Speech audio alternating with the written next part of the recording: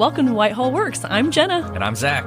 And today we are going to talk to you a little bit about affordable housing. Yeah, so affordable housing is a topic that, I think you hear a lot about and is certainly in the news.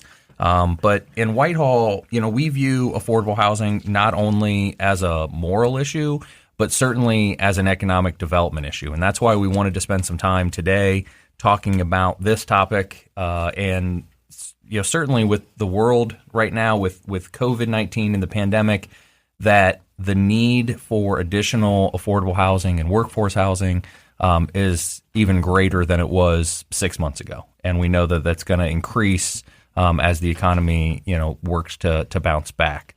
So with that, Jenna, what have you been up to lately since our last time together? Well, Zach, found out the day that they announced that that the schools will be shutting down. So that was March 15th. Yeah. Found out I was pregnant. Yeah. Same day. Weird. Woo-hoo, baby J. Yeah. Weird times. But so about 5 months pregnant now. That's awesome. Yeah. So I will have some guest stars on this while I'm on my maternity leave, but. We're going to have to really put out feelers for that, really take some tryouts. Yeah. I'm not sure I'm comfortable with your backup yet, but we'll work through that. Today, again, as we mentioned earlier, we're going to talk a little bit about affordable housing. As public sector employees and as economic development professionals, we hear the term affordable housing a lot, but it seems like everyone's got a different definition or they use different terms, whether it's low-income housing or affordable housing or workforce housing. Jenna, can you talk a little bit about maybe what the distinctions are? Yeah, I think that the main definition that most people go by is what the U.S. Housing and Urban Development Department kind of go by. That means an estimated 12 million renter and homeowner households now pay more than 50% of their annual income on housing. So what we would say is generally if a family pays more than 30% of their income on housing, it's considered a cost burden on that household. Okay. Yeah. Well, and I know, part of what the challenge for not only Whitehall, but the region is that with the region's population increasing so much, Morpsey in their Insight 2050 study talked about 1 million more people in Central Ohio between now and 2050. And, I think whether it's things that we've read or, we were at an event and the Central Ohio BIA was there and they talked about just there isn't enough housing being built to meet that demand. And if you're not meeting the demand, then obviously the pricing is going to go up. We know housing costs for construction are going up, and we'll talk to Leah Evans from Homeport today a little bit about that.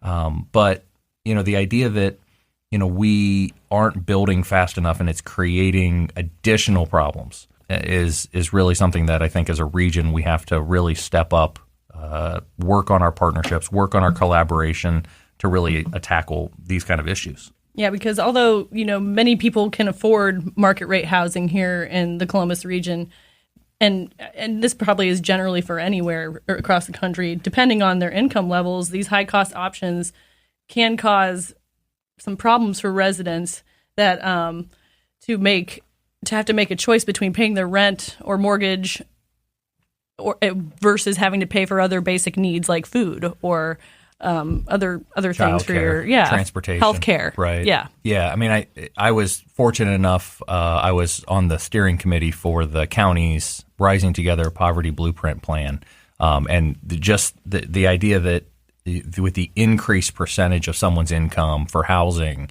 just what detrimental impact that has on their ability to have transportation or quality childcare or even healthcare is just it was an amazing eye-opening experience for me. And I know you kind of touched on this before, but the cost of building the housing, even the affordable housing, is just like building a market rate housing complex here in Central Ohio. And so that is why it's really important for us to have public-private partnerships with our partners such as Homeport. In Whitehall, we've taken an active approach to affordable housing. We've reached out to partners like Homeport and others, understanding that in Whitehall we were going to be a key player. So, over the last decade or so, the city's actively participated in what now is the creation of over 300 affordable or workforce housing units. Whether it's been supporting low-income housing tax credits to actually working on land acquisition for projects. We really view it, again, as I mentioned earlier, really as a moral issue. I like saying a lot that, our policy really is ensuring that we have the housing in Whitehall for the person making the $4 cup of coffee and for the person buying the $4 cup of coffee. That is, we look to grow in Whitehall and take advantage of this million more people in Central Ohio. We want to make sure that we're doing so in a way that it diversifies our housing to really be supportive of all incomes and people, no matter where they are in their current status, that we have the housing that's safe and secure and quality for them. Mm-hmm. I think that as economic development professionals, people see us as really focusing on the business side, but it also is important for us to have that sustainable community and the diversification of our housing stock in addition to the business. Well, absolutely. I mean, Jenna, we've worked with a number of companies over the last 6 to 8 months that when we talk to them about growing in Whitehall, starting in Whitehall, or relocating to Whitehall, the workforce issue wasn't just centered around, what is your workforce watershed? How many people, live around where the company would locate? It's also, do their employees have places to live nearby? Mm-hmm. Because obviously, all of the data and all the studies suggest and demonstrate that people want to live closer to where they work. And that doesn't just mean, the IT professional or the millennial or the young professional who, is working in a white collar job, but it also is blue collar, manufacturing, distribution, industrial. And so those employers want to ensure their employees have that same benefit right. to living close by. So it's an attraction for their workforce as well. And a necessity in some cases for, absolutely. Because they need to be able to get to work on time and have the reliable transportation. So it makes it that much easier if they can live close by. Absolutely. I mean, that's, I think, one of the advantages to Whitehall is not only do we have a great transportation network, but as we continue to work towards building the housing for everyone, I think it only amplifies that benefit to Whitehall as well. Our administration's policy, which we set last year, is that 20% of all future housing developments will have 20% of their housing will be affordable or workforce housing. And so we think that was a real important milestone for us to put out. We coupled that with our Whitehall Works Development Blueprint Plan that was adopted last year. And so combining those two things, both our overall comprehensive plan on how to increase density and mixed use, but also do it in a way that ensured we were leaving no one behind, I think was a real important moment for our administration. And we're obviously pleased that our city council viewed it as importantly as we did.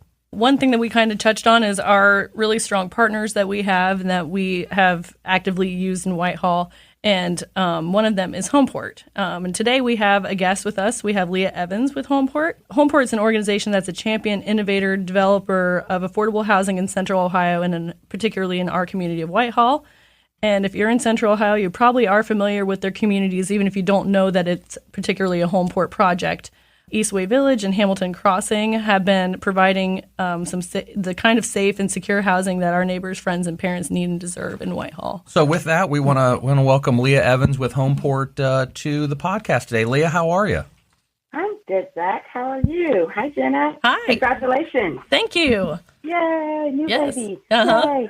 Yay. Hey, Leah, why don't you start off by telling us a little bit about yourself and then also about Homeport?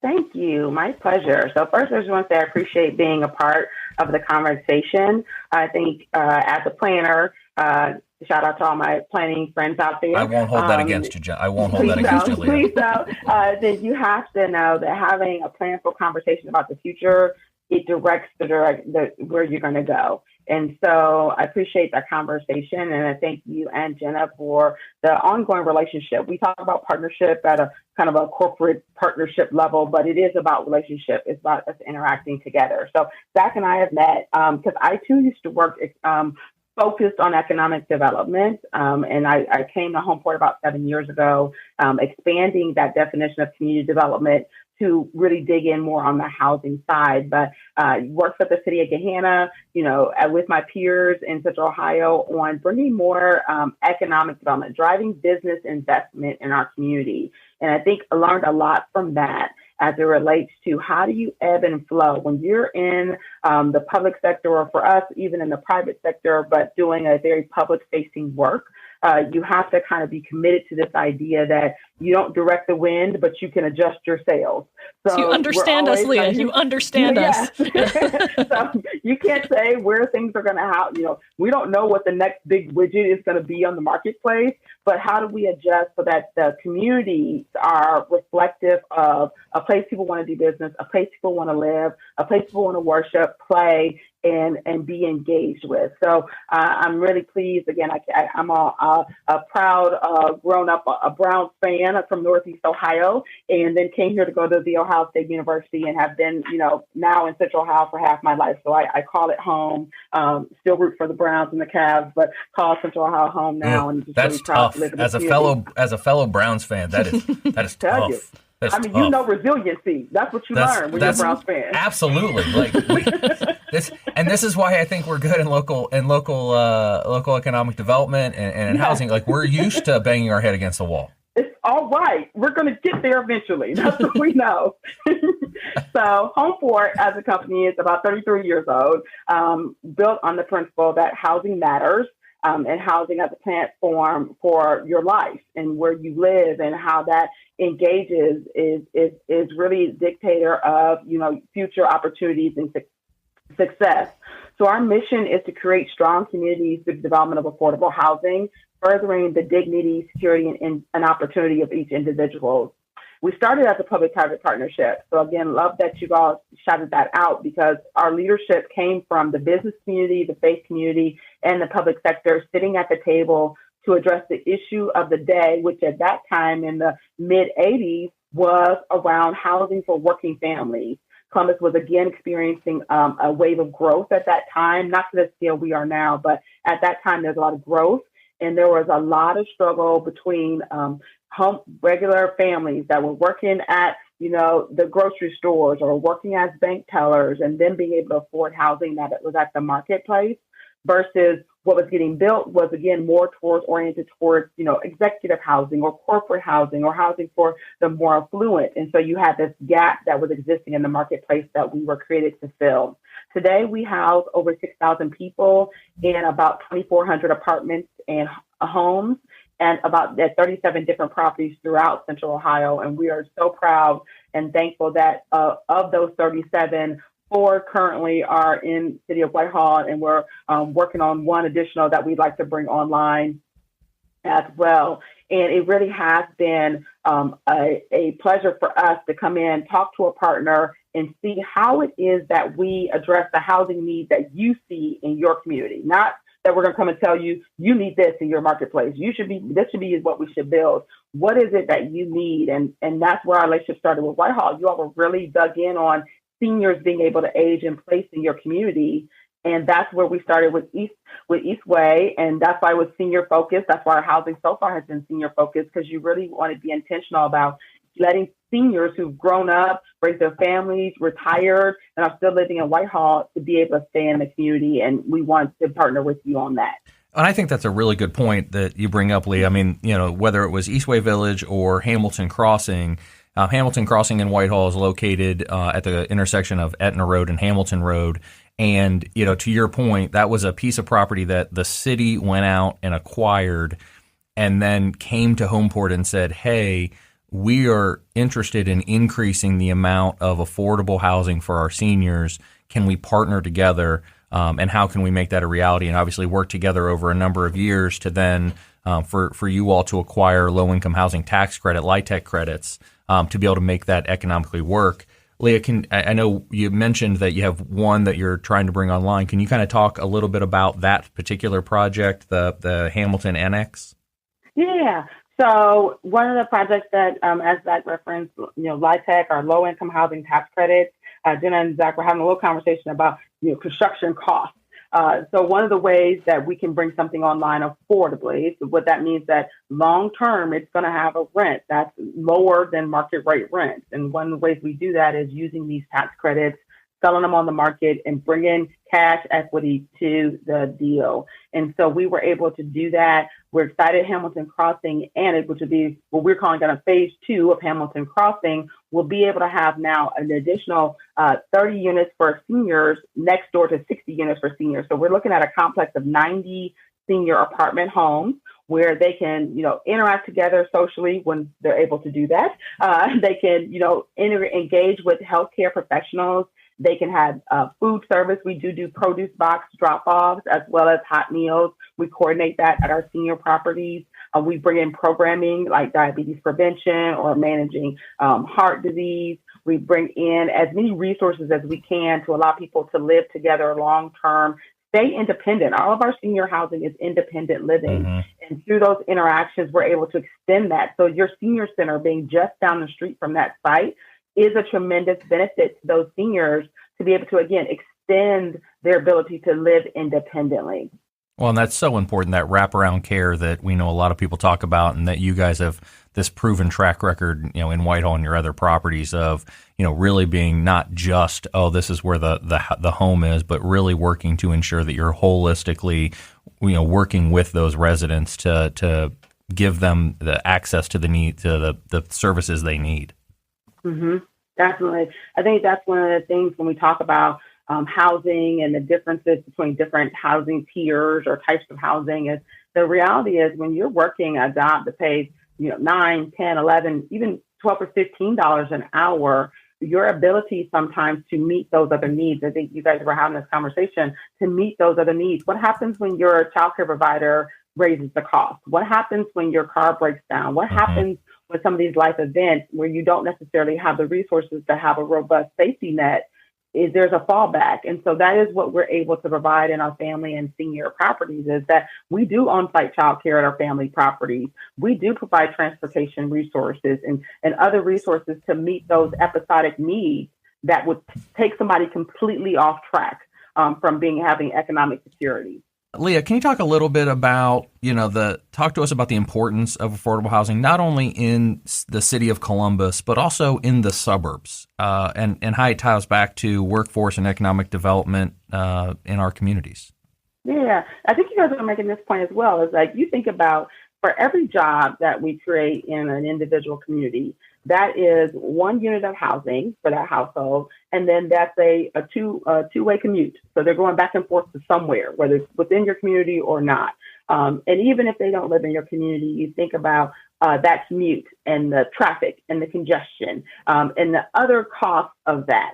And so I even had this conversation with a community member at one of our counties that was talking about, he was really concerned that when you have a longer commute, you have less time and capacity to participate in your community.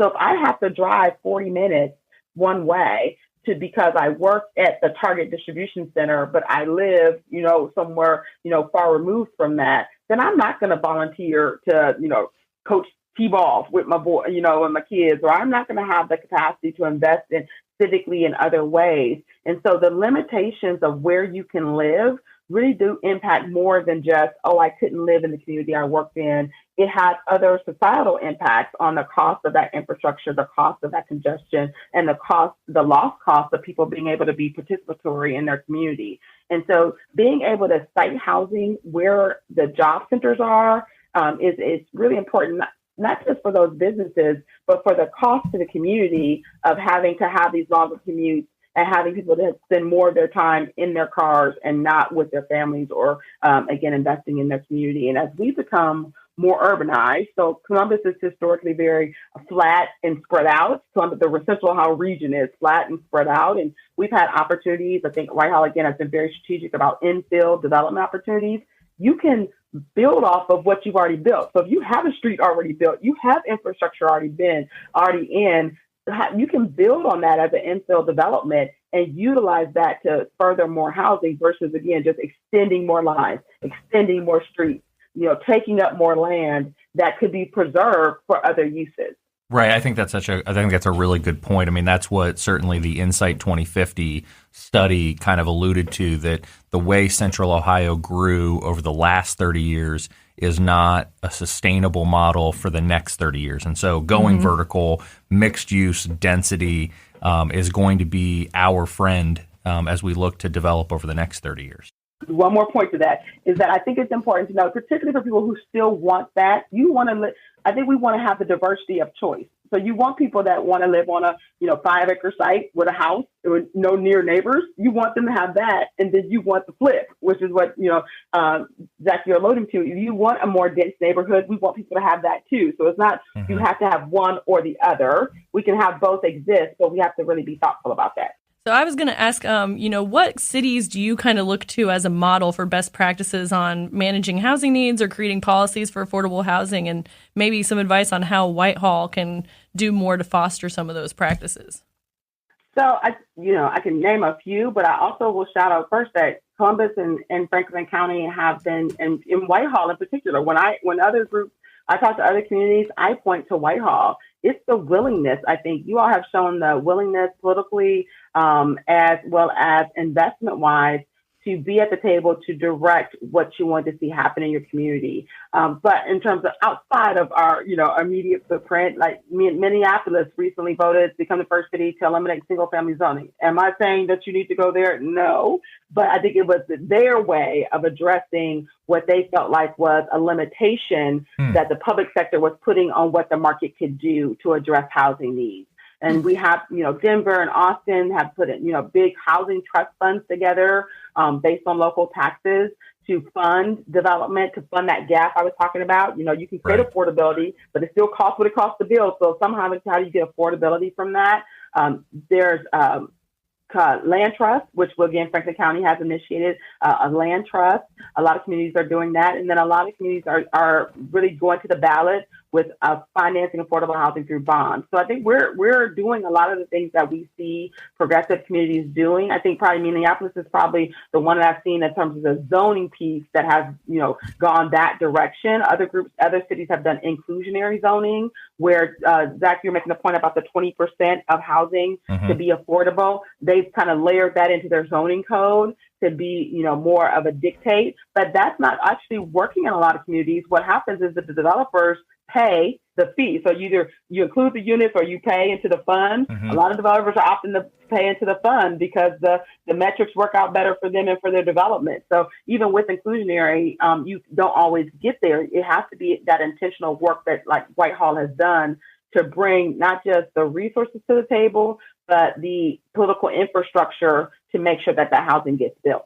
There was a Business First story recently, and they had an article about how Central Ohio kind of moves, how we move forward.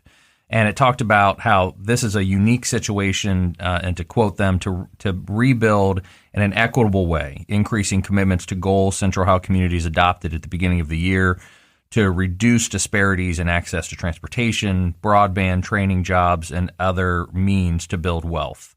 And obviously that includes affordable housing. Can you kind of give us your thoughts on, kind of as a region, as an entire community of Central Ohio, kind of, how you would propose maybe working towards that goal? Yeah, that's a big question and hard to answer in the short time that we have. Oh, come on, Leah. We're looking for 10-word answers here. 10-word problem-solving answers. Yeah, silver bullets. That's what we want. We want silver bullets. We do. And isn't that the problem? Like, we want one answer that could address what has gone on for us for generations. And I think it's going to take all of these pieces. So it's going to take the transportation network. It's going to take the infrastructure on technology. It's going to take jobs. It's going to take more housing being built. It's going to take training. Zach, you mentioned that you were on the blueprint for reducing poverty in our county. It's going to take so many of our partners working together towards a common goal. But that's what we do in Central Ohio. That's how we've been able to sustain this kind of growth.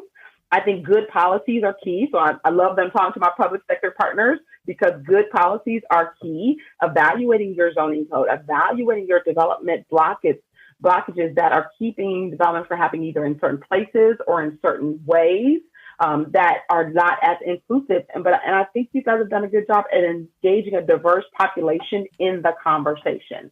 That's where we start. I know I love quotes. So my quote that I have on my wall that I look at is, yesterday I was clever, so I changed the world. Today I am wise, so I changed myself. So I think that as we look internally to our communities and to each other, then we can advance policy that's going to be more inclusive and create a sustainable future for us all. I think that's a great answer, whether you meant it to be succinct or not, Leah. That was a fantastic answer.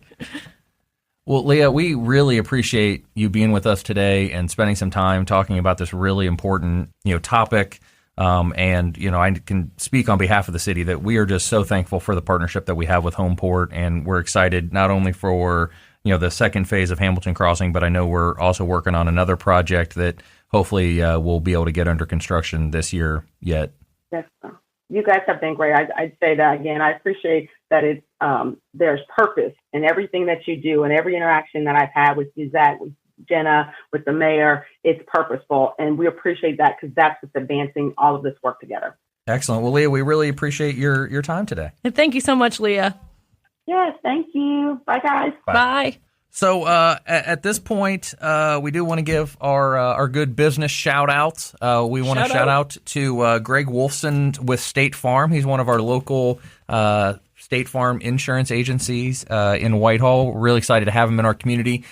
He is very active. I know he works with Jenna with the chamber. Yeah, he is very involved in the chamber, and he's always trying to find ways to he has been working on a grant with one of his interns. He's always very inclusive and supporting our local businesses, giving shout outs on Facebook, all that fun stuff. So shout out to Greg. Woo woo, Greg.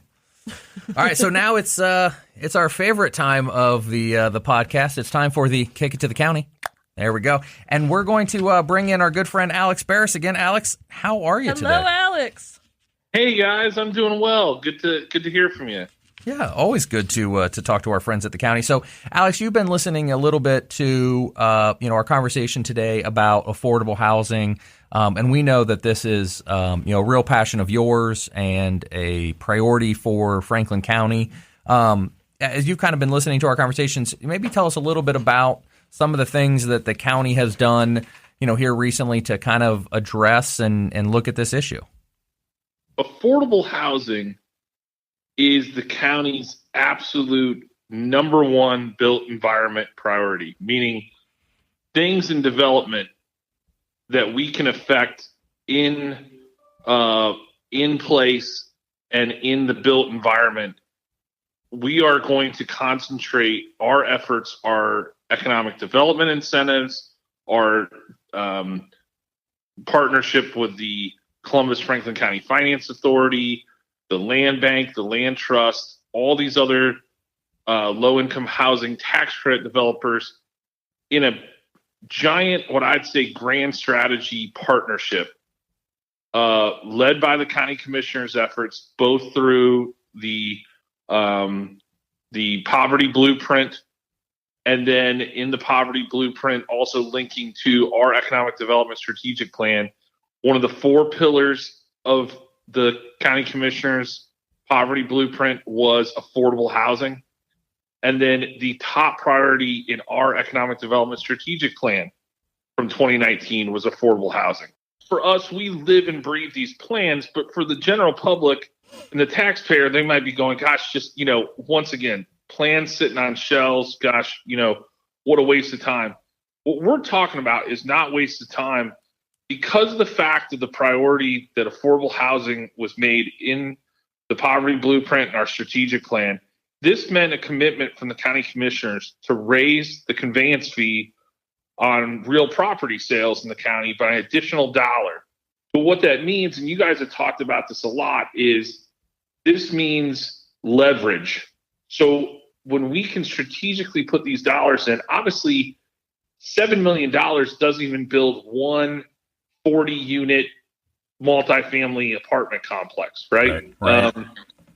But $7 million spent and strategically invested can leverage 5 to 10 times that initial amount. And so I always talk about it is that it's not a $65 or $70 million commitment over the next 10 years by the commissioners. It's really a strategic inducement to spend $700 million in affordable housing across Franklin County in those 10 years. Right, and that's really powerful.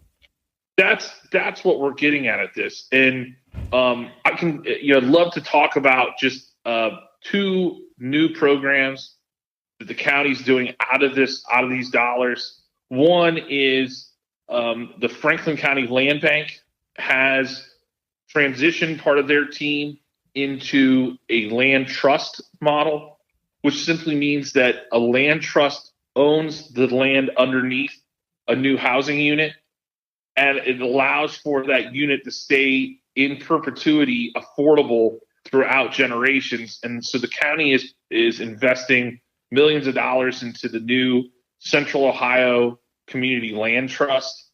That is a really great model, and simply because it buys down the purchase price of a very nice house in a nice and upcoming neighborhood, but where that initial buy down lasts for at least 99 years, meaning that even if the family that originally buys the house sells it, it stays perpetually in an affordable rate for income restricted residents. And so this is one of the commissioner's commitments to equitable growth. So when you see neighborhoods rebounding and responding, and rents and home prices, going up at 20-30% clips every year, we're trying to get areas and put really certain houses where there always going to be a mixed income of residents, because really that diverse income mix is what keeps, just as you said, Zach, in Whitehall.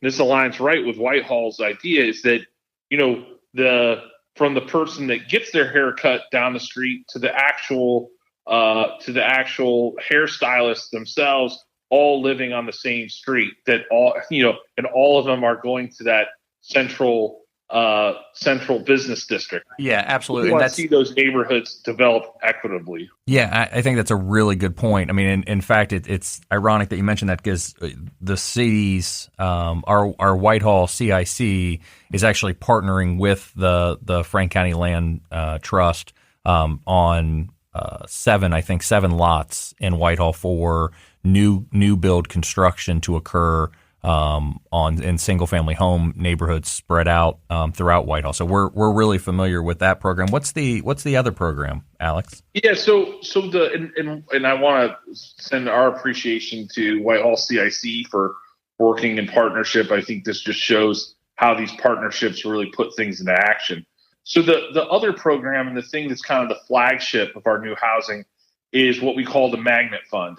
And what these dollars are designed to do is to induce developers of low-income housing tax credits to leverage those federal tax credits that sometimes don't come close to offsetting the affordable rents that are required on these units, to make this actually pencil out and be affordable to do. So if I could, Alex, if I could jump in there real quick. So typically with low-income housing tax credits, there's really two different types. There's a 9% and a 4%, correct? And the 9%, if awarded a 9%, the numbers typically pencil out. That's why through the Ohio Housing Finance Agency, through OFA, that's why it's very competitive. But typically the 4%, which isn't as competitive, because it's much more difficult to have those projects pencil out. Is that correct? That's correct. And so that's what we're targeting. And of course, I know that we'll have a separate segment that will be behind a paywall if anyone's interested to hear for the monthly subscription of $9.95. A 3.5-hour discussion on the difference between 9% and 4% low-income housing federal tax credits. But for the general listener, that is right. So there's different tax credits, and there's some that in Ohio, the 4% specifically, that is simply just not used a whole lot, although it's leaving federal dollars on the table, essentially. Mm-hmm. So what's great about this is that it's not just planning, it's not just raising revenue, it's not just us talking here today. These dollars are already in action. We have dollars already being used by the land trust to build new land trust of affordable homes. But also, just last week, we made our first awards for the Magnet Fund. And so these dollars are going into place. They're not just being talked about. We have a lot of different planning, a lot of different discussions. As Zach, you said, it's a big news topic, always dollar amounts being floated around. What I want to reiterate to your listeners and our listeners around the county, and just not just in Whitehall, is that these dollars are already going into action to induce additional development. And so when you guys talk about affordable housing as not a side topic, but a heart of economic development, that's what we view it as too at the county. Well, Alex, we really appreciate having you today, and obviously giving us some additional insight on what the county is doing in this topic. And as always, we really enjoy having you. Yeah, I appreciated it, and look forward to talking to you guys next month. I want to say that also too, I thought it was really great having Leah on, because for a while I was thinking, am I the only guest on this show? And so it really provides some level of comfort and relief to me that, you guys actually have other people willing to speak to you. Well, listen, it's difficult. We have to twist some arms. But by the way, you're not a guest. You're like a co-host, because you're a reoccurring guest. So you're like a co-host. I don't see that reflected in my pay. Hey, neither did Jenna and I. Oh no! Okay, it's government work. You know how that goes. Yeah, absolutely. Volunteer service. Yes, guys, thank you so much. Thank you, Alex. Thanks, Alex. Bye-bye. For our upcoming podcast next month, we will have a discussion on the creation of live, work, and play neighborhoods. And just another thank you to Leah and Alex. Yeah, this was a great conversation. So yeah, I really enjoy having this conversation because it's such an important topic. Yes. And it's something that, in economic development, job creation, job attraction, retention, some of that, there's a little bit of luck that goes into that. You had the right site at the right time. You had the right conversation. You had a site that was available, or a building that had come available, or a developer who wanted to build. There's a little bit of luck. Mm-hmm. I feel like with the affordable housing conversation, it's being a little more methodical and being more intentional. Yes. So it's being more methodical and being more intentional about how we progress in this arena. And so it's been nice for us, as we've worked over the last year, to really be able to put some of these plans into action, like Alex talked about, and be able to actually do some work there. Yeah. And I would kind of venture to say that I would categorize this in the same category as workforce. It is one of those things that it's a little more challenging. You do have to be methodical and intentional about what you're doing, and it takes time. It just does. On that note, let's get back to work. Thanks for listening to Whitehall Works. This is a show hosted by the Economic Development Team, Zach and Jenna, at the City of Whitehall, a suburb of about 19,000 residents located in the Columbus, Ohio region. Economic development is a phrase you often hear, but the general public may not know what it means in practice. As a profession, economic development focuses on the well-being and quality of life in a local community, region, state, or country. Each episode will have a topic or a breakdown of efforts the City of Whitehall is working on to improve their community. But you are the community experts, and we want to hear from you. If you have any topics or questions for Zach and Jenna to talk about on the show, please email Whitehall Works Podcast in the subject line to economicdevelopment@whitehall-oh.us. Now back to work.